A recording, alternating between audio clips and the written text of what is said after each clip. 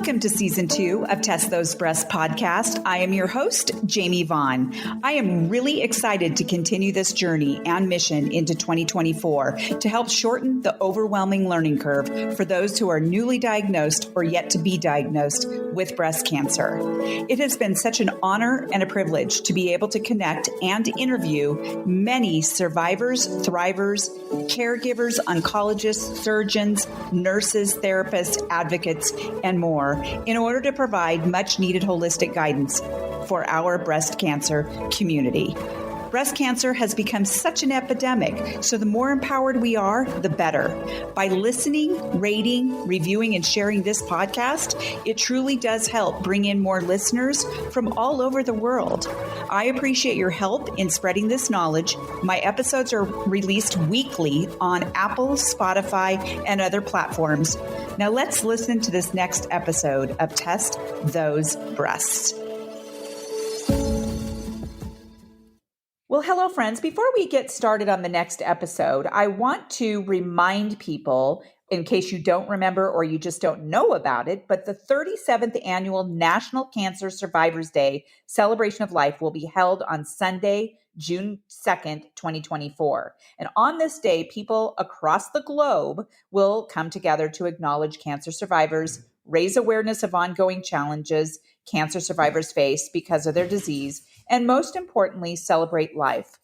National Cancer Survivors Day is more than just a party. It is a day for everyone who is living with the history of cancer to connect with other cancer survivors, celebrate milestones, share their stories, and thank those who have supported them along the way. It is also a day to draw attention to the ongoing challenges of cancer survivorship, with the aim of promoting more resources, research, and legislation to improve cancer survivors' quality of life. So mark your calendars and make plans to celebrate National Cancer Survivors Day with cancer survivors in your community. If you are in the Reno area, we are holding an event at the Reno Elks Lodge at 597 Cumley Lane in Reno, and it is from 1 to 3 p.m. And it is put on by Cancer Community Clubhouse, and there are all kinds of people who've come together to make this a successful event. And we hope that you can come and join us. It is free, and it is an 80s theme. The theme is Bold, Bright, and Brave Survivorship. And we will have a great band called New Wave Crave, and we'll have fun gifts, and we will have a raffle and a silent auction.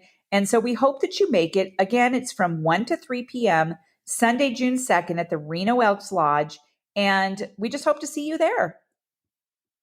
Hey, friends, welcome back to this episode of Test Those Breasts. I am your host, Jamie Vaughn. And today I am interviewing someone I ran across that I'm so excited about. And I'm very, very passionate about what she does. Her name is Kelly Lutman, and she's with Pursue Wellness for You. And Kelly has been fascinated by the power of food ever since she helped resolve her son's ADHD by simply changing what he ate. A health coach certified in applied functional medicine, Kelly firmly believes that symptoms are the body's cries for help, and that the body can heal when it's provided the building blocks it needs. She meets each client where they are, helps them understand what is happening in their body, and guides them in identifying the changes that will help them experience the vitality they were missing. Mm-hmm. Well, welcome, Kelly. It's so great to finally get to talk to you and have you share your knowledge with our audience. How are you doing today? I am doing well. It's been a really rainy day, but I'm inside where it's dry, so all is well. Where are you? I'm located outside of New Orleans in Slidell, Louisiana. So down in the south. I've been to New Orleans a couple of times for my breast surgery. Lovely place. I was supposed to go there for a vacation back in 2020. And then, of course, COVID hit. And so I never got there actually for vacation. I got there for breast surgery. Yeah, if you came just for surgery, you didn't really experience New Orleans. I will say that I did get there. Actually, I kind of did. I got there a few days early, and I was able to visit the Garden District, and the French Quarter was not like super party time at all, which is fine with me. But I did get to visit a couple of times with the understanding that I could actually go out and see some things. So I actually did get to really enjoy it.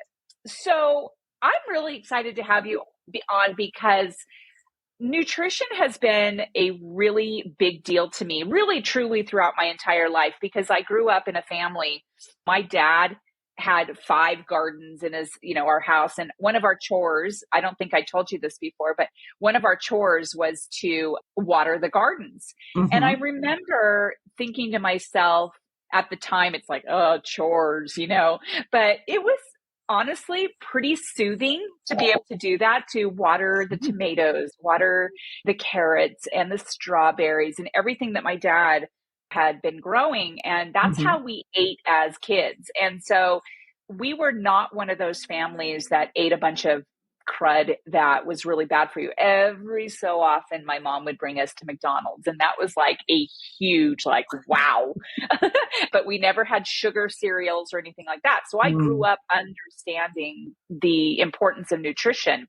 That is not the case with so many different families, especially here in the United States. That being said, when I was diagnosed with breast cancer in June of 2022, of course, many of us think to ourselves, what did I do to myself? What did I feed myself? What could I have done better or whatever? And I will say, and there's so much research out there that food is key and to healing our guts.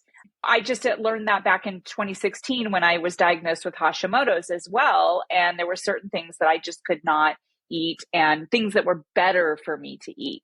Right. So I'm happy that you're here to talk to us about how nutrition plays a role in our health. And you have a story to tell that we'll talk about in just a minute. But I just want Mm-hmm. to let our audience know who Kelly Lutman is. Like, who is this lady? Who are you? Oh, I'm a mother of 3 grown and married sons, grandmother to 8 with 1 more on the way. I grew up as a military dependent. My dad was in the Marine Corps. I married an Army officer. We traveled with the Army, including stationed in Germany, where the joke with the military was when you're stationed in Germany, you either come home with a cuckoo clock or a baby. I'm not real keen on cuckoo clocks, so we went the baby route instead. That's So one of my hilarious. sons was born there. But I have been through so many different phases in my life. I started with my original training was in accounting and I was a CPA, but then chose to come home from the office because my family was growing and I really felt I needed to be with them instead of putting them in someone else's care and hoping they did okay through the day while I was working. So I came home as a stay-at-home mom for a while, and then I became a homeschooling mom. One of my sons obviously was hungry to learn. Even at age 4, he wanted to learn to read and taught him to read, and then thought they're not going to know what to do with him in kindergarten coming in reading reading fluently. And so I continued homeschooling. And it was in the process of that homeschooling that I realized with one of my sons that he was ADHD. He'd never been in a classroom, so I didn't have a teacher saying, we've got an issue here. But I was listening to a Focus on the Family episode on the radio. It was a panel discussion of parents with ADHD kids, and they were describing my son. I was like, okay, what am I going to do with this information? I didn't really want to take him to the doctor to be diagnosed and put on medication. So this was before the internet, quite a while ago. I went to the library and I found a book by Dr. Benjamin Feingold, Why Your Child is Hyperactive. Dr. Feingold was a pediatric allergist whose theory was that a lot of hyperactivity in children was because of allergic reactions to artificial colors and flavors in our foods. And it made sense. It wasn't this way out there oddball thing. And so his protocol was for 2 weeks to completely eliminate all artificial colors and flavors. And you'd be amazed where they're hiding. Yellow cheese is artificially colored. We know about Fruit Loops and Skittles and Kool-Aid and things like that, but there were a lot of things that I had to be careful of that I wouldn't have realized was artificially colored. But at the end of that 2 weeks, and we changed our food as a family, I wasn't going to short order cook and limit the one to not be able to eat it, but his brothers could. So in 2 weeks' time, though, he was a different kid. I mean, night and day difference in his behavior. And so we continued with the protocol. The artificial was out in our family, probably eating more like you did when you were growing up with your parents having such a big garden and such. But we just a lot more homemade food and being very careful of the ingredients. And yet he could go down the road to visit a friend for the afternoon and play. And as a 7, 8-year-old, he wasn't policing his food. So he would likely get a snack that was fruit roll-ups or, something that had artificial colors. And as soon as he walked in the door, I could tell it was that big a reaction in him. And of course, I'm not going to attack him and say, what did you have? But I just start talking to him about, gee, what kind of snacks did you have at so-and-so's house? And do you notice you feel a little more jittery? And, just trying to help him realize the difference in the way his body felt based on what he was eating. It was such, oh my goodness. All we did was change our food. Wow. And look at the reaction. We didn't need Ritalin. We didn't need the medications that are so heavily controlled. We just need to get rid of the stuff that we were eating that was not necessary in our food. Yeah. So that was the next question. I was going to ask you this too. First of all, at 7 years old, when you would ask him that question, did he actually notice that he was more jittery? It took a little while. It took a little process for him to begin to see, oh, that's what it is. And when I would just help him remember, we took all these foods out of our diet, so we're not doing those foods at home. Yeah. There's a reason. And I wasn't going to say, you can't ever have those things or you can't go to those friends. No, but just helping him take control over his choices and realize that there was a price. So it's so interesting when you're raising kids, when you tell them they can't do something, they'll want to do something, right? But if you give them the tools to be able to make their own decisions and help guide them, I feel like that's probably the best way to go. So I was a teacher for 20 years, and I cannot tell you how many students I've had who have had ADHD. Yeah. And some of them, worse symptoms than others. A lot of them were on medication. So I'm sort of like one of those people who, if I go to the doctor, I want to expect that my doctor is going to look at this sort of more natural or even Eastern medicine before Western medicine, and Western medicine absolutely 100% has its place in society, in our, whatever, but trying other things like changing the diet is so important to try first. And so I really love that you had the understanding that that is what you would try first instead of medication. Kudos to you. I love that. I was really thankful for Dr. Feingold's book. And now parents can find the information online. You just have to research or search Feingold protocol, and you can find all the information that I had to go through a book to get, including recipes and guidance and support and things like that. So it's out there.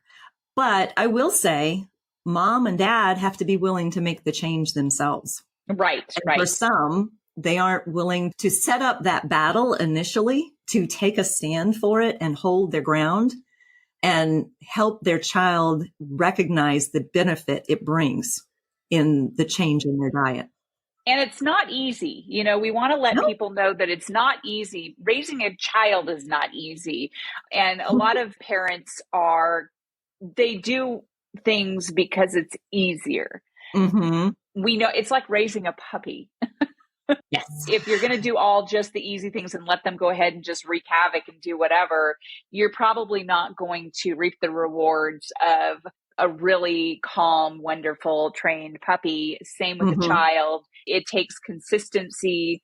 It takes loving consistency to be able to have that child grow up and have the tools for when they do move out of the house and take on their own lives, then they can choose what foods are best for them. You have a book that you wrote, and I'm so excited about it. I know that you can get it on ebook and physical copies. Can you tell us about that book and what inspired you to write that? Sure. The book is Thriving Through Cancer, a holistic approach for your journey. And it was prompted by an email that I received from a friend of mine who I'd known for many, many years. And I knew she was beginning breast cancer treatment. She'd already had the surgery, and I was anticipating that she would be soon starting the chemo and radiation, et cetera.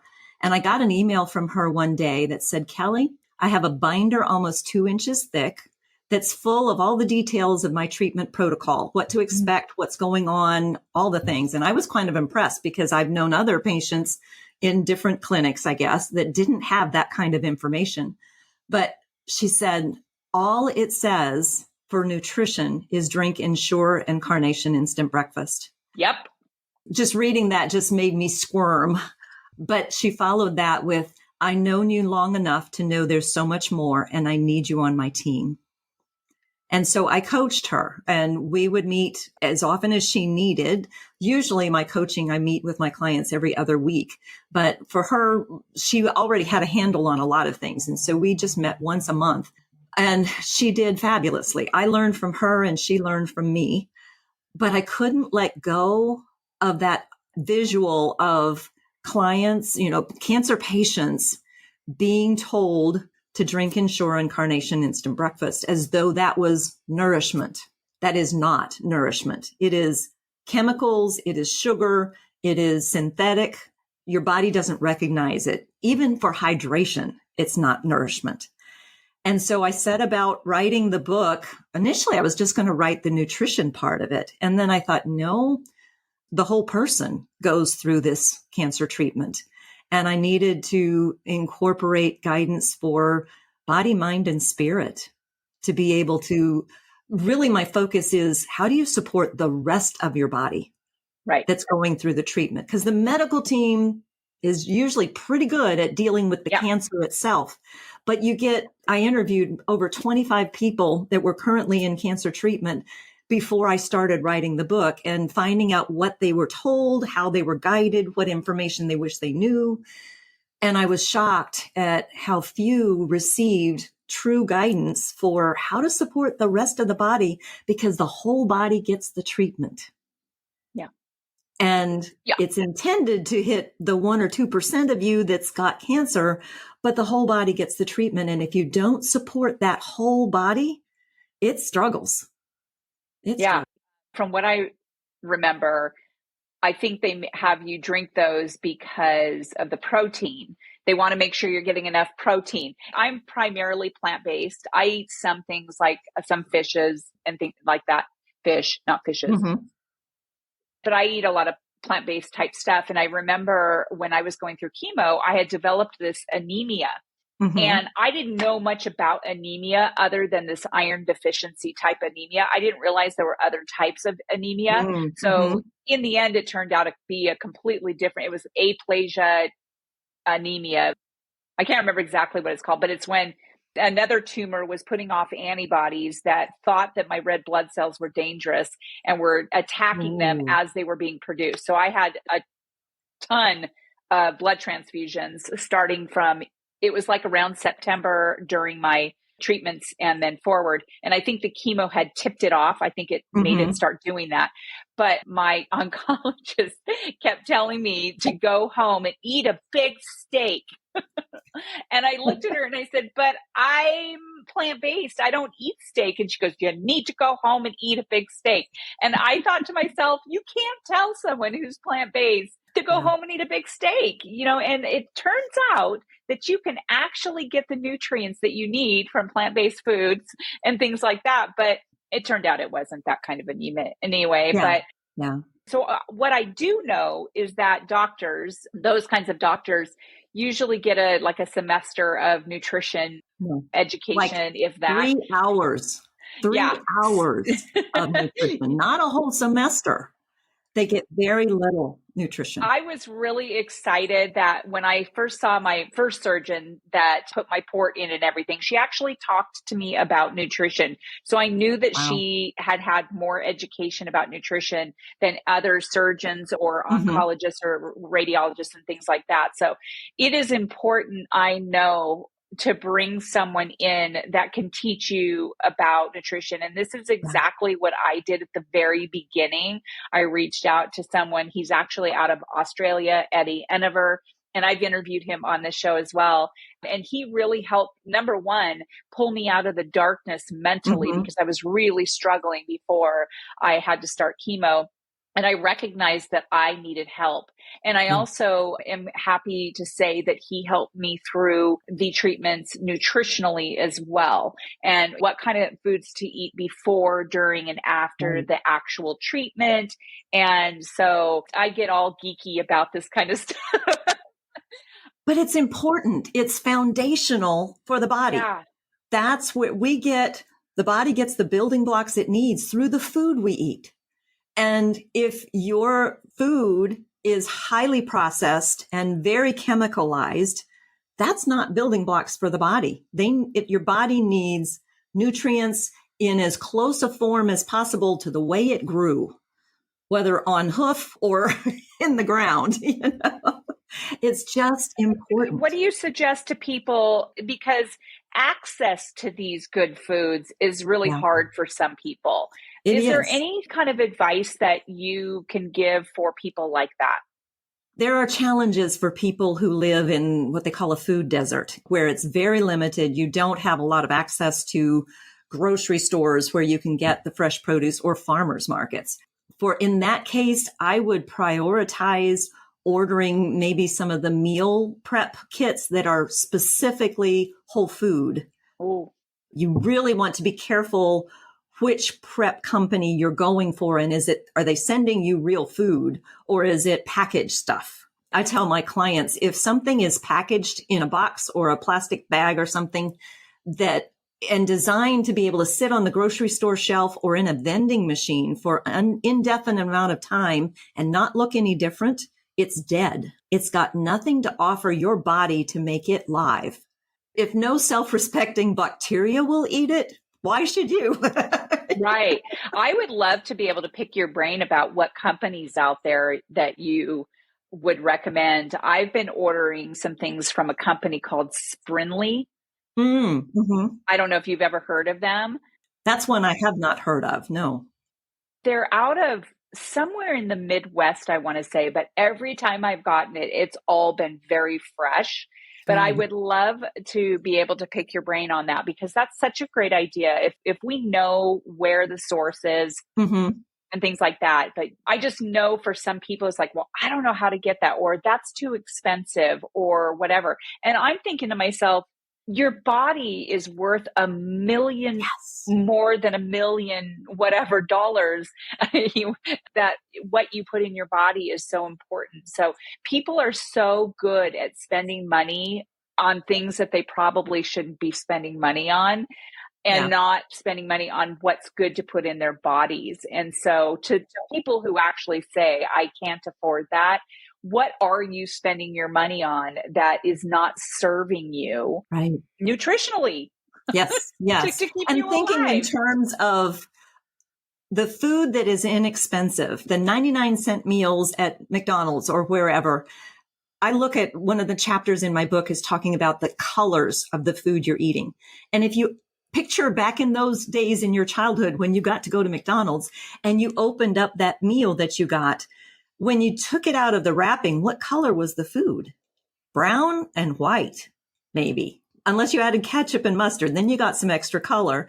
But it doesn't have the colors that represent nutrients.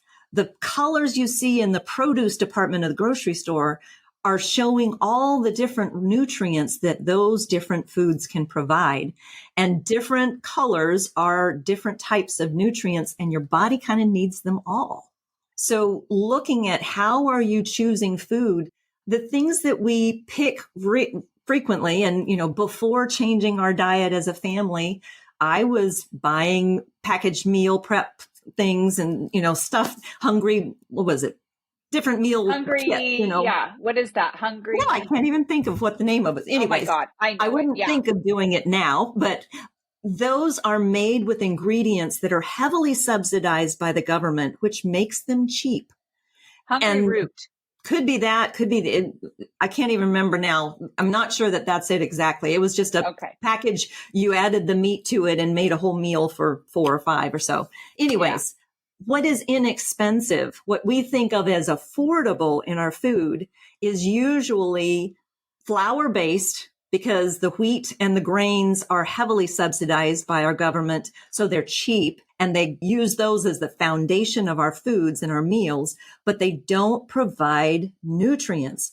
When you go into a restaurant, you can spend a whole lot less on a pasta meal than you would on a big dinner salad, because the pasta is subsidized by the government. The produce in that salad is not.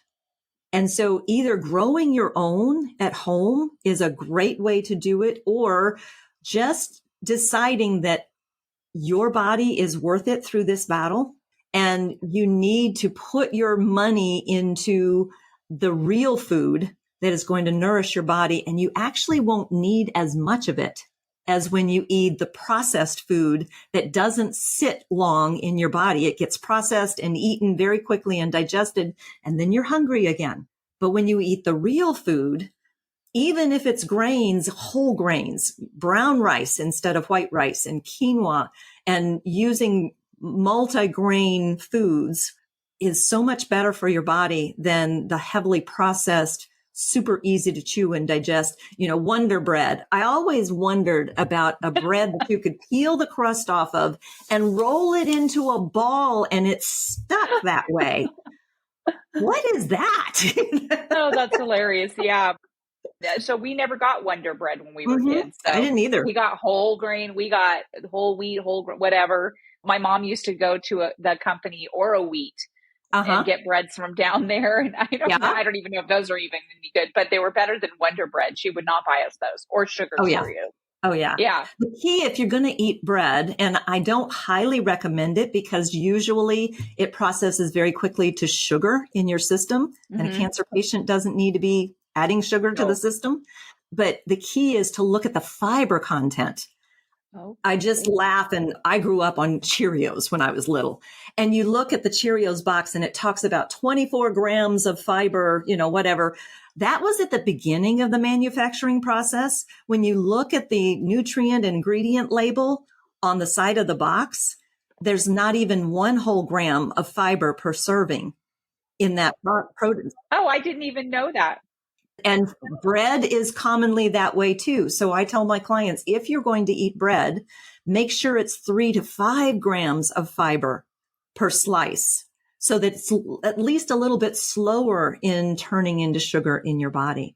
But you really need to think about what a cancer patient may avoid eating added sugar, but you've got to consider what food turns into sugar in your body. And that's heavily the flour-based foods. Breads, crackers, pasta, anything made with a flour.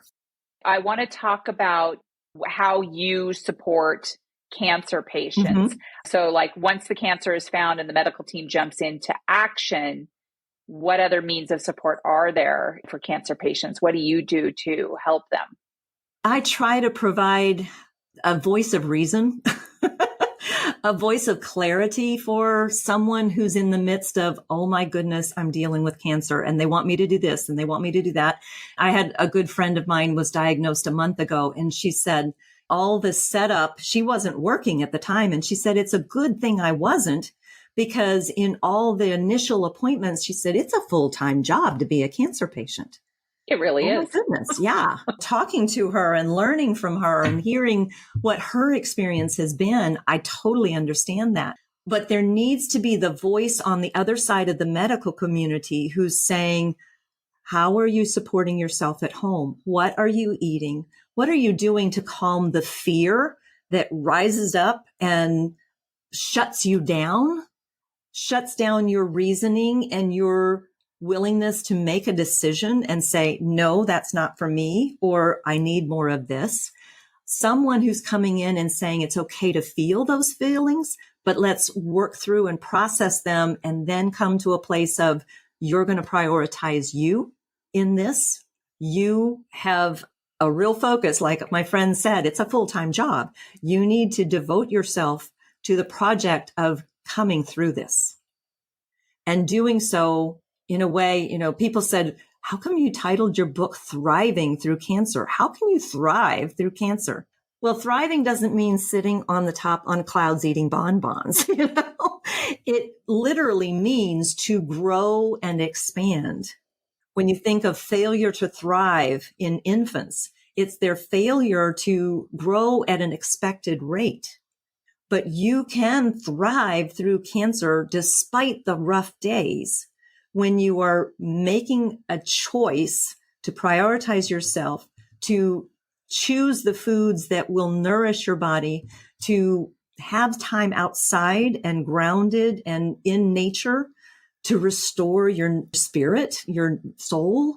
There's so many different things that you can do to support you. And it doesn't mean you exclude the people out around you. It may mean you spend less time with some of them if they tend to draw you back to wallowing in the fear. Then you need to choose yourself in that. And that is not selfish.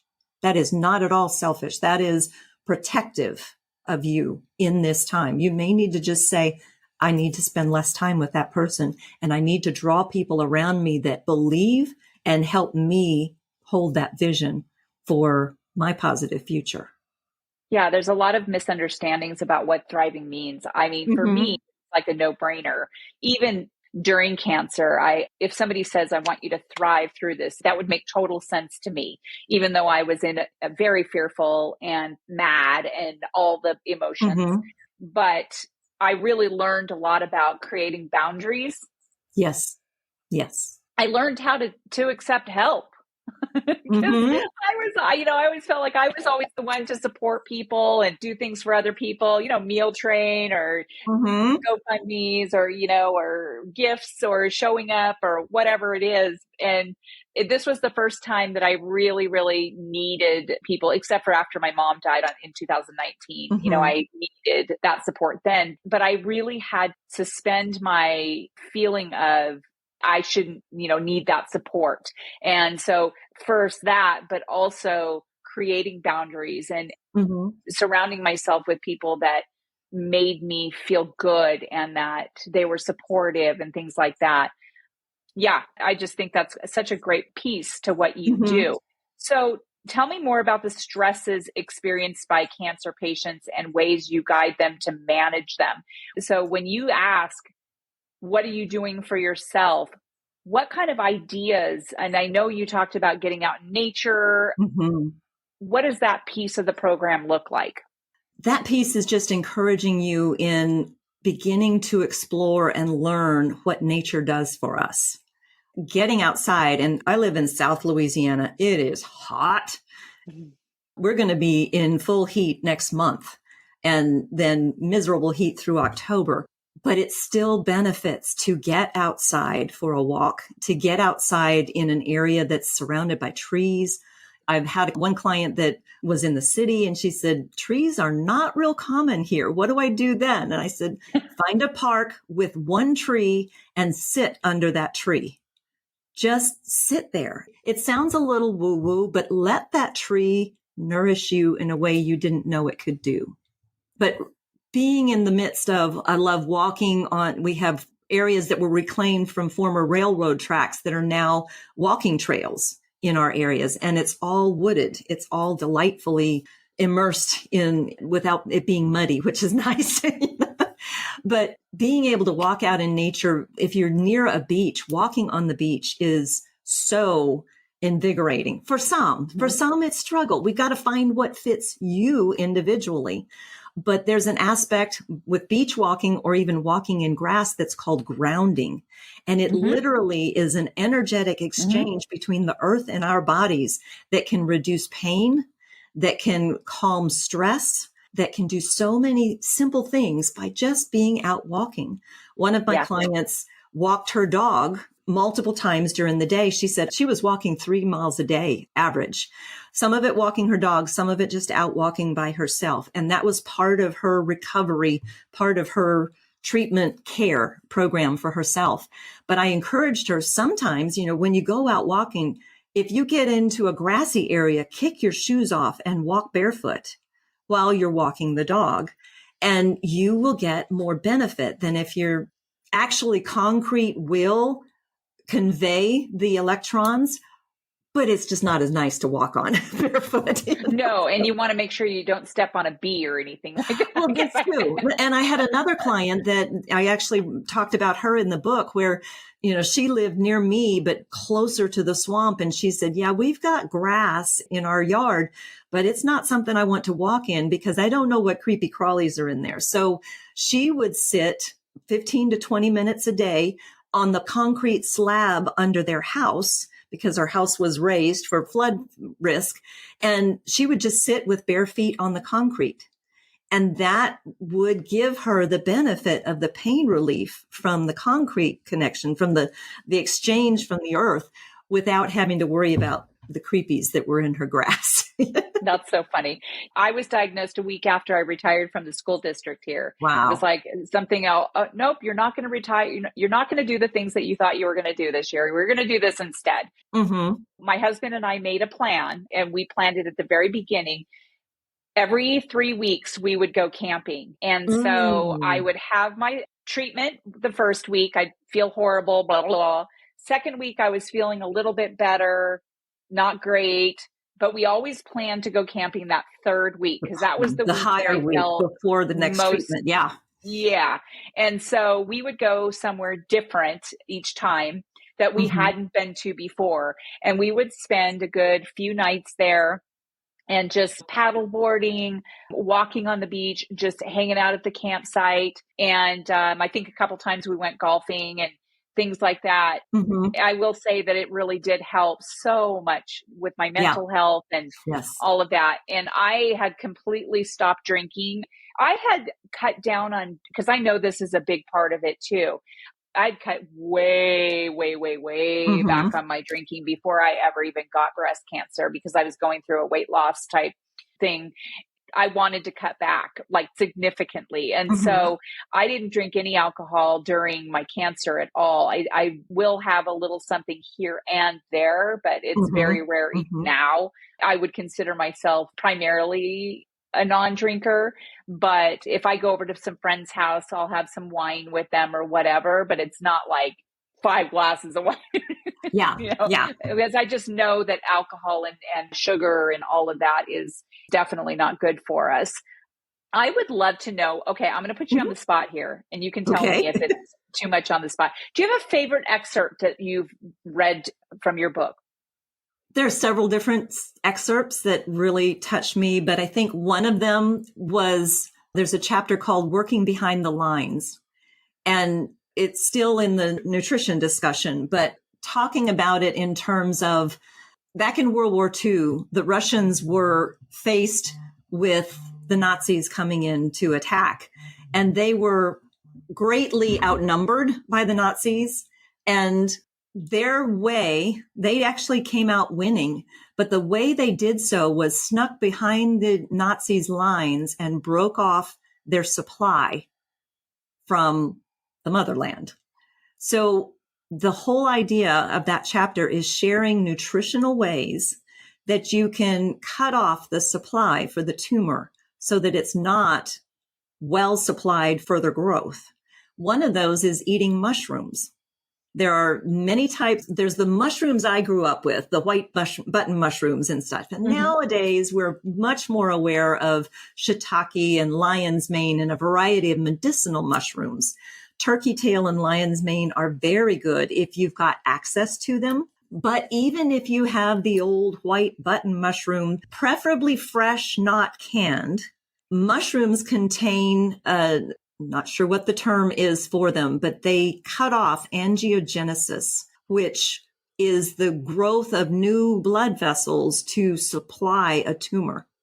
If the tumor develops and as it builds, it needs to grow more blood vessels out from it, actually capillary size, to supply its nutrients from the body. But mushrooms contain a component that limits that growth. And so eating mushrooms on a daily basis, if possible, in various ways, or even do tinctures of mushrooms. Some companies offer tinctures of mushrooms, can help cut off and limit the tumor's ability to get new growing capillaries to supply it. So that's one way of cutting off behind the lines. Another way is green tea. EGCG, epicogalatin, that's a big long word. By brewing and drinking green tea on a regular basis, on a daily basis, they can also help with cutting off supply for the tumor. And the key is not bottled, commercially provided green tea. That's going to be, you've got the issue of the plastic bottle and the sweeteners and the stuff they put in it. Get loose leaf quality green tea, organic if you can, and brew your own. Okay. Brewing, I like that. 5 to 10 minutes gives it the strongest capability in your body, and then drink it. So you can have your mushrooms and your green tea every day. Yeah. Yeah. I mean, we all have cancer cells. Oh, yeah. When I was first diagnosed, people were like, oh my God, Jamie, but you were so healthy. And I'm like, I am healthy. If healthy people can't get cancer. Right. And I know that they can, clearly, but would that be something that just in general people should be doing, is eating mushrooms and drinking green tea? I think it certainly wouldn't hurt. It's not like it's the mission to protect yourself. I look at health like an iceberg. What we see on the outside above the water level, that's what we know of. And we see a person and they're very active and they've got all these different energetic things going on. But there's a whole lot of iceberg underneath inside our body that we don't know about. And there are times that a very healthy person dies of a heart attack, and the heart attack was the first symptom they had. And there's no warning about it. We don't know. So healthy is a term that I look at with, rose-colored glasses because it's not a real decided term. It's not a real accurate term. There can be a lot of things going on. And if you're constantly ignoring the symptoms your body's given, like I said in my bio, I believe the symptoms we experience are our body's cries for help. And when you have a headache, your body really isn't asking for the pill that you would take with a glass of water. It may just be needing that glass of water because you're dehydrated. But we have a tendency to just grab a pill, get some relief, and go again, in ignoring those symptoms that the body is using to say, a little help here, need something. Right. But right. Our doctors are not trained to look at these symptoms as, what is this signaling? They're trained to answer symptoms with medication. Right. And that's not serving the ultimate purpose of the symptom.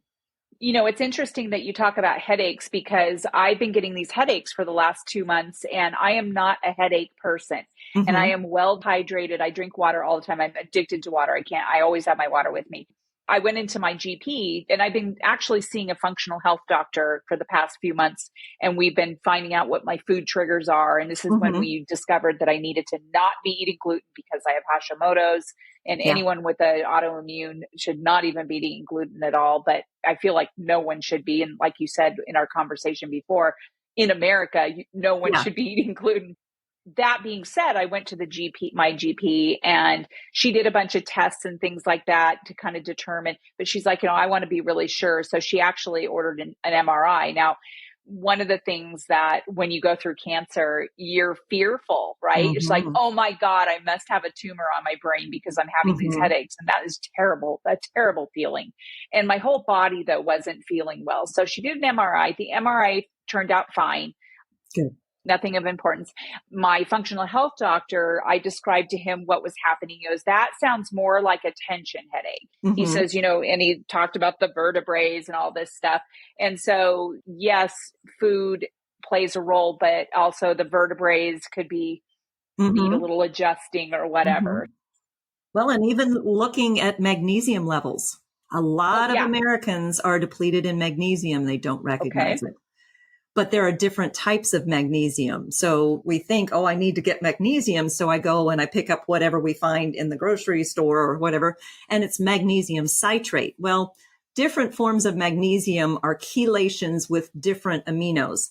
And citrate is going to help clear your body, but it's not going to replenish your cells. So I always recommend to my clients that they look for glycinate or magnesium malate to replenish their cells. And they should be taking probably 400 milligrams a day. Magnesium. especially if they are supplementing with vitamin D. One of my pet peeves is, especially since COVID, doctors have been saying, oh, you need to be taking vitamin D and zinc because the studies were showing that caused people to be benefited. But if you supplement vitamin D, your body has to use magnesium to get it in its ultimate form to be used by the body. And Okay. so a big supplementation, 5,000, 10,000 units of vitamin D without magnesium will deplete your magnesium and then leave you with blood sugar issues, blood pressure issues, headaches, and things like that. Okay. So magnesium, the one you want to take is magnesium what? Glycinate or malate. Glycinate or malate. Mm-hmm. Glycinate or malate. I want to say this is something that I've been taking from the supplements that my functional health doctor has given me. He knows a lot about that stuff. And then vitamin D. So you're not supposed to be taking supplements for vitamin D? I do believe that most people need vitamin D also because we stay inside all the time. We don't get outside in exposure where we can pick up vitamin D naturally. And if you live in the northern states, you're getting shorter days and less sun exposure. But if you are supplementing vitamin D, you need magnesium alongside of it. Got it. Okay. So That's you need the to key. take both of those. Got it. Okay. Yes. All right. I want to keep this straight here. In your book, in your whole book, do you have a section on that kind of stuff? I don't do a specific section on supplements like that because supplements tend to be most individualized. If I'm working with someone coaching them, I'm always looking at what are the prescriptions you're on, the medications you're on, because a lot of medications deplete your body of nutrients. Different beta blockers will deplete CoQ10 and magnesium. There are statin drugs deplete you of B12 and CoQ10. There's so many different medication classes that deplete nutrients. And so I'm looking at what do we need to put back in that's being limited by your medications. But with a cancer patient, the biggest thing is getting the real food. And sometimes that does need to come with some either green powders, or I recommend a particular line of fruits and vegetables in capsule form, just because I know their quality to fill the gaps. If you're having a hard time either accessing the food that you need or eating the food that you need. Yes, there are issues with taste. I'm sure when you were doing chemo, you had challenges with your taste. Yeah. And I found some resources from a woman who does recipes for cancer patients. And she had different tips about if your food is tasting very cardboardy, adding salt. If your food is tasting overly metallic, adding syrup, like a maple syrup to it, little bits. But she had different ways to tweak based on the taste you were having or experiencing from your chemo treatment. And I put that into the book as well. I tried to give a lot of tools for different situations, guidance. And then, as I mentioned to you before we started recording, I also have a book portal that is accessed from a QR code on the resource page that takes you to a small website where I offer 10 of the chapters in video form in case particular patients are having trouble with reading comprehension. They can get the content through me on video, and then recipes and resources that I couldn't easily put in print in the book, but I can offer links and resources on the book portal for you. Oh, that's fantastic. Well, I am so thrilled that I ran across you because this is such important information. And my audience, well, most of them who have listened before, knows that I started a nonprofit for this podcast because this is a passion of mine. It's all self-funded on a very robust retirement salary. So I started a nonprofit because I wanted to continue to support the cancer community and people who've never even had cancer. So to help them with that. I am going to be housing a lot of resources on my website, and I Awesome. want your permission to put your book on there, your website on there, so that Wonderful. people have a place to go if they're looking for somebody to help them with nutrition and things like that. So is Mhm. that okay with That you? would be delightful. Yes. Okay, I'm great. ready to help. I know with websites, you have to get permission. Not that I'm benefiting off of anything. I just want people to have information at their fingertips where they can support themselves as they go through cancer. Mhm. And I want to go back really quickly because you said something about supplements for like fruits and vegetables and things Uh-huh. like that. Supplements for mushrooms. So I follow Paul Stamets a lot. I've Mhm. learned a lot from him, and I'm sure you know a lot about him. What are your thoughts? And I do have access to turkey tail and lion's Good. mane, and I've made recipes with it. And we have a Mhm. farmer's market here every Sunday, and then I go to the local food co-op. But I also have used his supplements, the powder Mhm. supplements. What are your thoughts about those? Especially coming from his company, like, Right. because I know that he's such a guru when it comes to mushrooms. I'm wondering. My only real concern for mushrooms in supplement form is, are you getting the volume you need for the components in the mushroom to be functional? When I think in terms of eating half a cup of mushrooms in a serving, it's really hard to put that half cup into a couple capsules. Okay. But I have worked with some who make tinctures that I believe the tinctures relay in the tincture form in smaller doses the benefits of the mushrooms as well. And I really think it all comes down to, who is your source? What are the growing conditions? What's their process for capsulating or making the tinctures? Finding that out and asking the questions to know, is this reliable? Is this going to be a good way for me to do it? We too have, and I've learned a lot more about the mushrooms because we have a dealer or a vendor at our farmer's market that is a mushroom grower. And so we have the access to the different types of Mhm. mushrooms, and he makes a tincture, and that's where I first really learned about them. But I think you'd want to be careful about not just anybody's. And Right. please do not go out picking mushrooms in nature and assume that it's safe. Like, don't go out to your front yard and pick them off. No, No, no, those are there's not some the that are ones. good and there's some that are Yeah. really not. It's really funny because our son is really, really knowledgeable when it comes to mushrooms, and he can Mhm. tell which ones you can pick and cook That's and awesome. all of that. Yes, I think he's really starting to get into that. And we do have a few local growers here that Mhm. I just love getting my mushrooms from. But Paul Stamets just seems like he's like the big guru of Mhm. that, where we learn so much. So you would think that his products are, he understands the Right. idea of getting enough. So like, you literally, when I take his, he says you take 4 of them at a time. So there's a Okay. certain amount so you can get those nutrients. It's not just like Good. one capsule and call it Good. good. Yeah. But I do like the idea of tinctures too. I Mhm. actually take tinctures. I take vitamin A and I think C that I got from my functional health doctor. I put it under Mhm. my tongue every day. So Mhm. That's good. I know we're coming up on the end of the hour. People can find you. You have in the show notes, I've got your phone number, your email address, your Facebook page, your LinkedIn, your Instagram, and the excerpt. And there's like where people can find your book, Mhm. Thriving Mhm. Through Cancer. Right. Yeah. Well, this has been so enlightening. And every time I interview someone, I get so much good information. I just want to know, you've given us so much. I mean, I've learned a ton. I'm just really Good. excited about this. I'm excited to go out and get some mushrooms today. Is there any other big piece of advice that you would leave for someone really truly that may not have health issues, but how they can sort of prevent maybe before, like they haven't had cancer or anything like that? What other piece of advice do you want to leave us with before we say goodbye? I think one of the big challenges, I don't think you can pinpoint one of the main causes of cancer, but I do believe that stress in our lives contributes a great deal to it.